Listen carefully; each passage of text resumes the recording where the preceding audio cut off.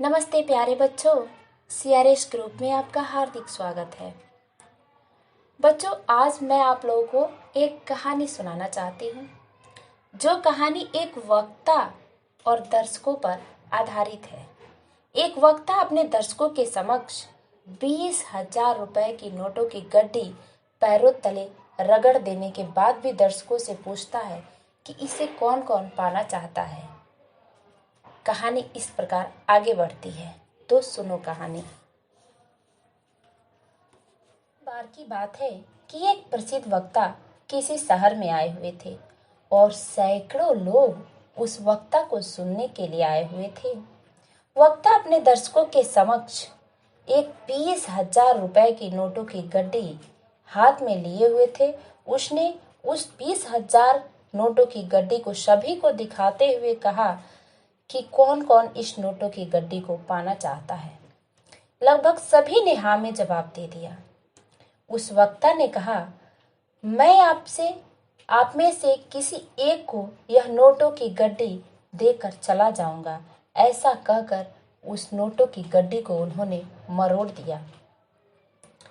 वक्ता ने पूछा, अब कौन कौन इसे अभी भी पाना चाहता है? अभी भी लगभग सभी ने हाथ खड़े किए।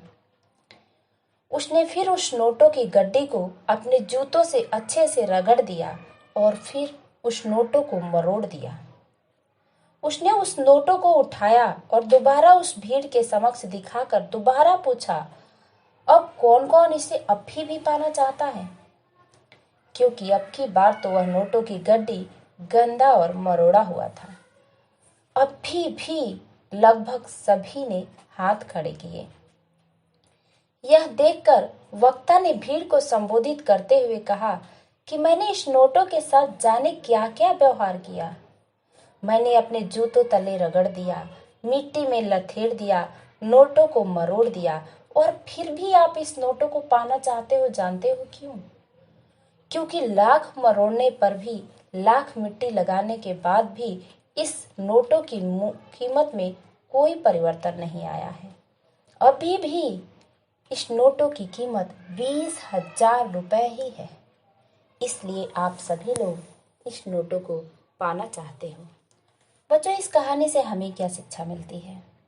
हमें यह शिक्षा मिलती है कि हमारे जिंदगी में भी ऐसे कठिन पल आते हैं जो हमारे कीमत पर धूल मिट्टी लगाकर गंदा कर देते हैं, और उस समय हम अपने महत्व को भूल जाते हैं। इसलिए हमें जरूरत है कि इससे हमें कोई फर्क नहीं पड़ता कि क्या हुआ और क्या होगा।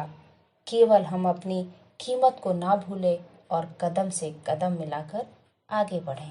Thank you. प्लीज सब्सक्राइब कीजिए हमारे चैनल को और बेल आइकन दबाना बिल्कुल ना भूलिए, ताकि आपको लेटेस्ट अपडेट्स हमेशा मिलते रहें।